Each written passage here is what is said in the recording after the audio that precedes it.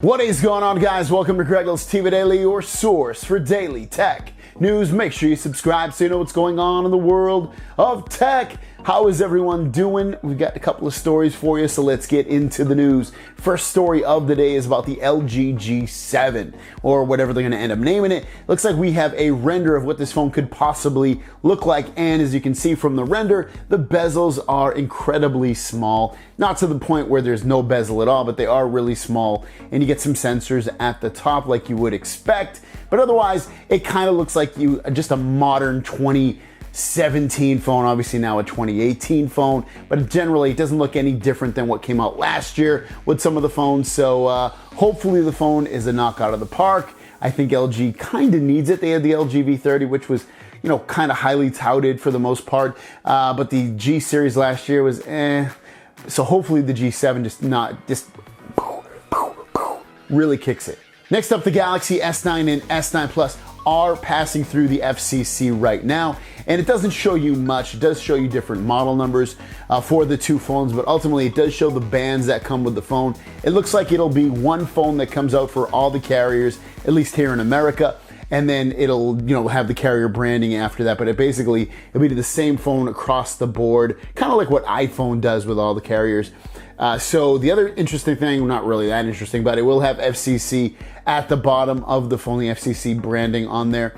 But other than that, don't know much, but it does have all the bands that are necessary, especially the ones for T-Mobile. And our last story of the day is about the Galaxy X, or the Galaxy Foldable phone that Samsung will be coming out with probably at the beginning of 2019. I don't think it's going to come out in 2018, but you never know. The foldable phone looks like it's going to be a 7.3 inch display. It'll fold inward and outward, which is a cool thing. I guess when it folds outward, it takes a lot of engineering to figure that out, and that's why it took a little bit longer to get this completed more than anything. They also did 200,000 tries of, you know, folding it in and out to make sure that it wouldn't mess up. The reason we know this is that reportedly some high up VIPs, very important people, actually were able to see the Galaxy X or Galaxy Foldable phone, whatever you want to call it, at CES this past week.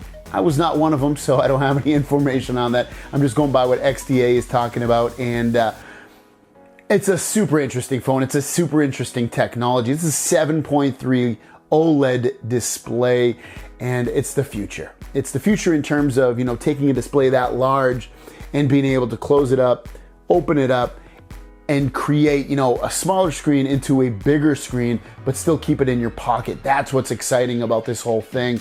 That's why it's the future, and that's why if it's implemented right, it could change the phone game as we know it, so that, you know, you can take a phone display that's incredibly small in your pocket and then open it up and maybe it's tablet size, you know, as this technology grows and grows. So exciting stuff. Samsung's always at the forefront of pushing technology, especially display technology, and this is not changing anytime soon with the new Galaxy X/foldable smartphone. Guys, thanks for watching. Don't forget to subscribe. New videos every single day. My question of the day is, what do you think about foldable phones? Is it something you would be interested in? You don't care at all? Let me know in the comments down below. You heard my opinion. I'm definitely interested in it. I think it's the future.